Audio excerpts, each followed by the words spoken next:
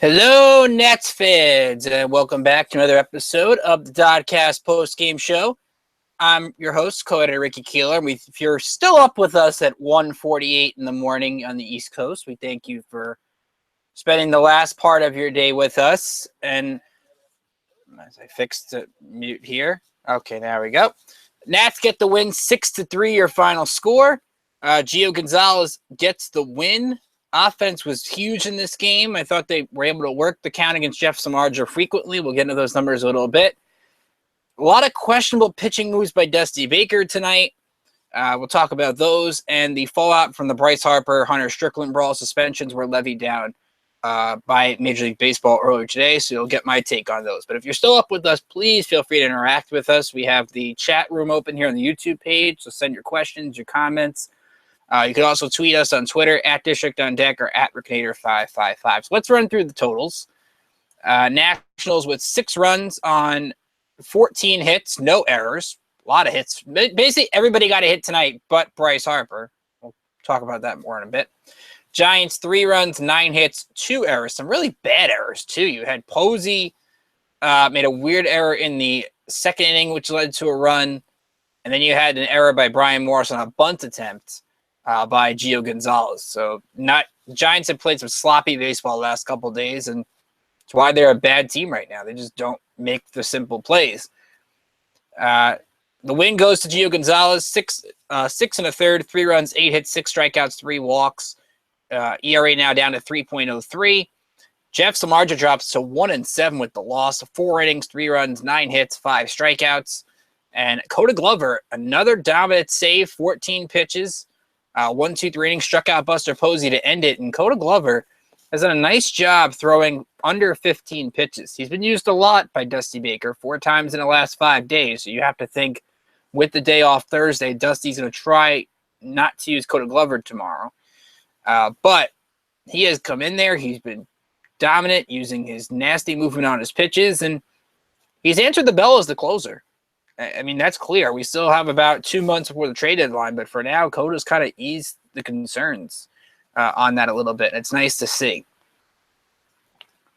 Let's look at first how the offense did against Jeff Samardzija. We mentioned Samardzija just 4 innings, 100 pitches, 67 strikes. And that's because the Nats had a good approach right from the beginning. And I was watching on the ESPN telecast with Dave Fleming and Eduardo Perez on the call. A lot of love for Willie Mays on that broadcast today, but they got some baseball in too. And I like the fact that the Nats were taking a lot of pitches early in this game. They were when Samardzija would throw a pitch that would be tough to hit, they would just do whatever they can to get a base hit or foul it off. And they didn't try to do too much with it. And I thought that was impressive in and of itself. If you go to ESPN, you look at the pitches each batter's seen. And with the exception of Daniel Murphy and Gio Gonzalez, everybody saw 19 or more pitches in this game, which tells you they were all going deep in the count, waiting for their pitch. And that's when this offense succeeds, when they have everybody working on the same page. And you saw that in this ball game. It started right out of the gate in the first inning. Ryan Zimmerman with a double to left field, scored Trey Turner, who singled and stole second, which was interesting because ESPN had this stat. Nobody had stole a base against Jeff Samardzija this year, Trey Turner being in the first. So Turner's speed game back in play. He did have 3 hits tonight, so maybe that gets his season going offensively. So Zimmerman has the double. Daniel Murphy has the base hit. Nice slide by Zimmerman at the plate to score. Nats jump out to an early 2-0 lead. And then Gio helps his own cause in the second. Remember, Buster Posey's defensive error allows Michael Taylor to get to the second base after his infield single off the third base bag. Leads to an RBI single for Gio. Nats have a 3-0 lead. You're feeling pretty good. I think Gio kind of had his rough innings tonight. Did not have a 1-2-3 inning in this game, which is not that surprising. Orlando Calixte, who got his first major league hit tonight. Congrats to him. He came up with the big 2-run double in the second, cut the lead to 3-2. Gio battled out of that. By the way, that was the first hit this year with 2 outs and men in scoring position by Gio, who had a little bit of trouble with his fastball velocity early in this ball game. It was about 88, 87, and you're wondering where it went. It came back later in the game, but could be because of the weather there, but it was a little bit of concern early to watch Gio sort of throw the fastball with almost the same velocity as his changeup. Never want to see that, but I like the way his breaking ball looked tonight. Was able to throw those over for strikes when he needed to, and that played into the fastball later on in the ball game. In the next couple innings, the Nats had their struggles with bases loaded tonight. They were 7 for 18 with men in scoring position, so a much better number, but they had chances to really put the game away earlier, and that might come back. That could come back to bite them if they don't have Glover available for a save, because they could have put this one away, and you could use the Romeros, the Kellys, the Perez's to try to get that game finished sooner. Including Bryce Harper, a couple of bad strikeouts tonight by him. A lot of them was that Samardzija got those calls on the outside corner. Harper went 0 for 5, left 8 people on base. And you could tell he was pressing tonight. No question. I'm sure he wanted to have a big game after what happened yesterday. Want to sort of quiet the Giant fans in the building, but he was just trying to do too much at times. And I think when you look at the situation, he didn't get as mad as the home plate umpire as you would think. That might be a good thing. So that's a good sign for him going forward. But the Nats eventually broke through in the 5th. The clutch bases loaded 2-run single by Michael Taylor. That got the lead to 5-2. They tacked on one more run on a Jason Worth bases loaded walk against Brian Morris. And that was really ultimately what decided the ball game. When you get those runs in bunches, the Nats have the ability to put those crooked innings together. They did that as well. But even when you look at Harper's night tonight, he goes 0 for 5, but you look at the pitches he saw. He saw a total of 31 pitches in 5 at-bats. That's over 6 pitches per plate appearance, folks. And I know Harper has not been his usual dominant self at the plate lately, but also to keep in mind that he has had an on-base coming in tonight of over almost 350 in the last week. He has done a nice job of getting on base and doing the little things right while he's in a slump, and that's going to pay off later on. Judo Joker chimes in and says, fun as yesterday was, it's a good thing both clubs realized that whatever grudge Strickland held was not worth carrying into tonight. And Alex, I think this is Alex Yale and Sim Alex on Twitter, welcome. Glad there was no riot, and I do agree on both of those fronts. It looked like early Gio just couldn't find a strike to throw to Buster Posey, but I was happy there was no retaliation either. In the end, it's Hunter Strickland's thing. That's up to the Giants to decide what they want to do internally with him. The Nats, I think, did the right thing. They realized it's a rogue reliever. This was not ordered by the Giants. So in the end, you just want to win the ball game. I think that's the most important thing. And we'll get into those suspension talks in a second. But a lot went on tonight. I want to get into everything. Gio Gonzalez, interesting in this game. I didn't like the fact that Dusty took him out put him in for the 7th on 102 pitches. He goes out there to the 7th. He allows a double to Eduardo Nunez. Then Brandon Belt crushes one to the track in left center. Michael Taylor runs it down. So you got man on third, 1 out, 108 pitches. And Buster Posey's coming up. Now, Posey's dominated Gio the entire night. And now you have Mike Maddox taking Gio out of the ball game. Now, who knows what Gio said to Max? Maybe we'll find out while we're on here. And we'll tell you what Dusty says. That's odd to me. And I know the bullpen has stunk this year. They've pitched better the last couple of weeks. There's no need to have Gio throw 108 pitches in a late May ball game when you're up by 4. It's not like you're up by a run. You're up by 4. I did not get that one at all. He goes to Matt Albers, and Matt Albers gives him a base hit to Buster Posey, but gets Denard Span and Aaron Hill to pop out. Some weird wind movements at AT&T Park, but Dale Murphy made the play. Then Albers came out strong in the 8th. He got 3 strikeouts with Joe Panic walk mixed in. But another weird game by Matt Albers. He throws 34 pitches, 20 strikes. Keep in mind, he threw 31 pitches in the 23-5 game. That's in a blowout game. Why is Matt Albers throwing 34 pitches when he's thrown 20 or more pitches in 4 of the last 5? Yes, he's been one of your best relievers. I understand that. But at some point, you have to let these guys, get some rest a little bit before you wear out Matt Albers' arm. Because he has been dominant this month, the last couple of weeks. Ever since he gave up that home run to Altair, and then he had I think he had another rough game in May. But he's been really good. And I was kind of surprised Dusty kind of overextended him a bit.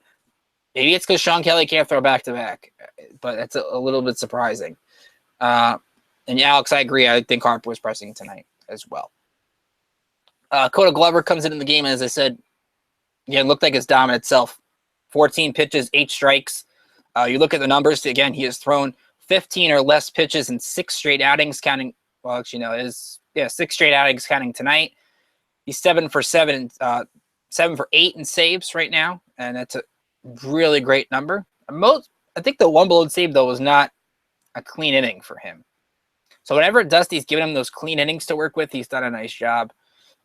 No complaints here from Coda Glover. So I thought the Nationals, again, they did what they had to do offensively.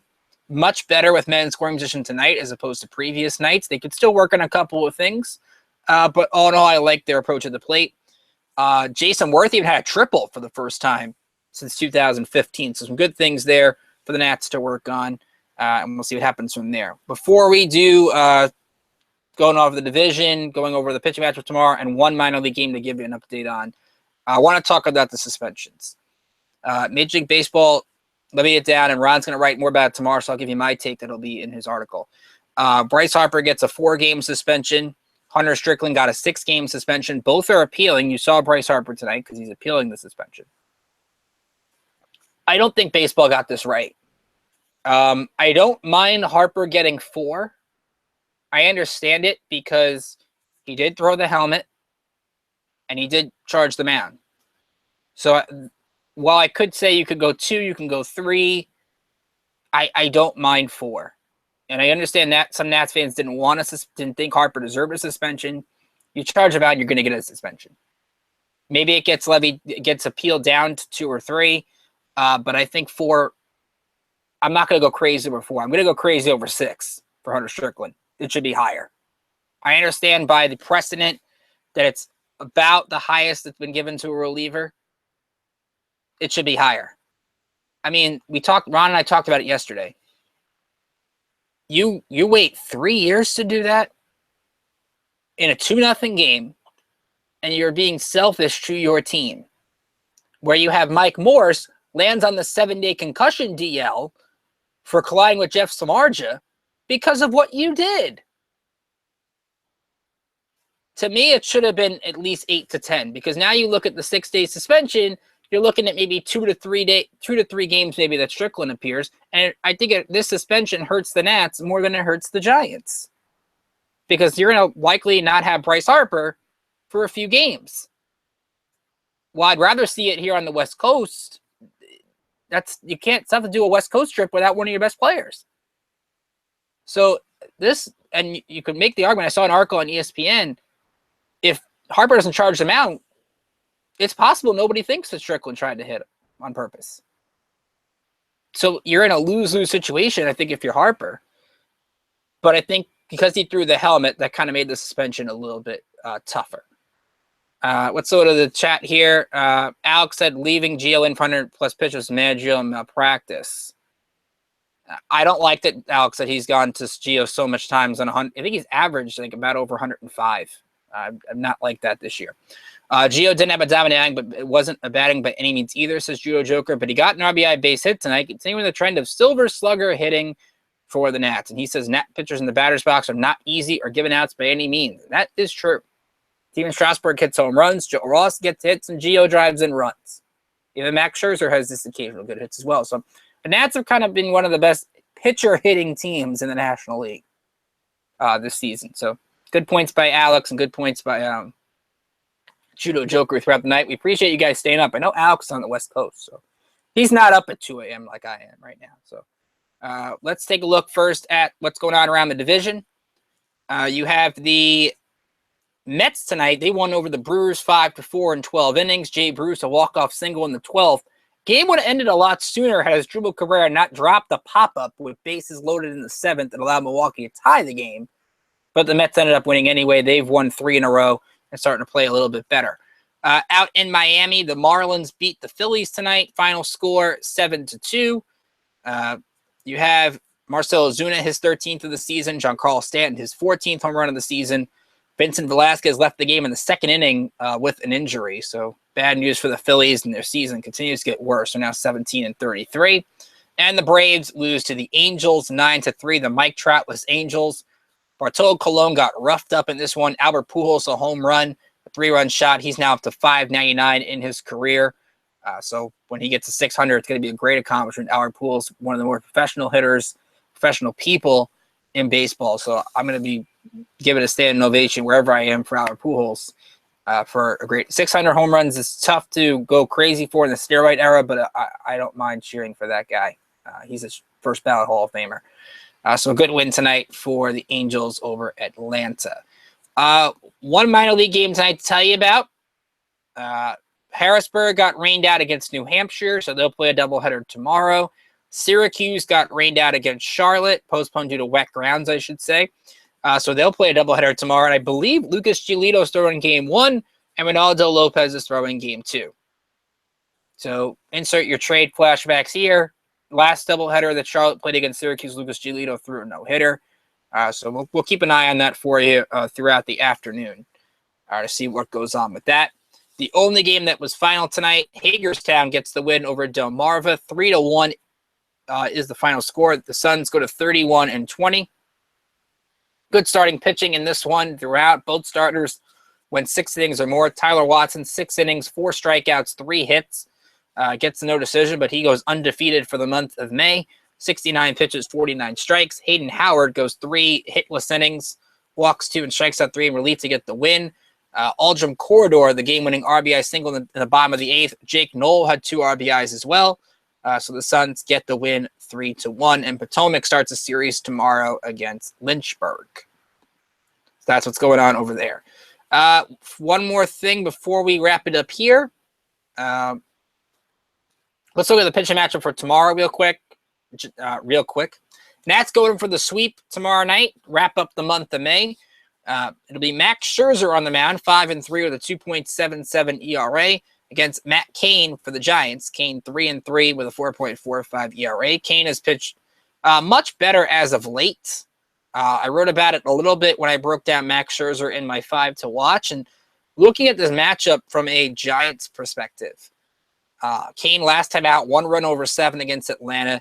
He's been much better at home this season when you look at the numbers. A 1.21 ERA in 5 games at home, 8.28 on the road. So I'm expecting not ace Matt Cain, but Matt Cain that will keep you in the game if you're the Giants.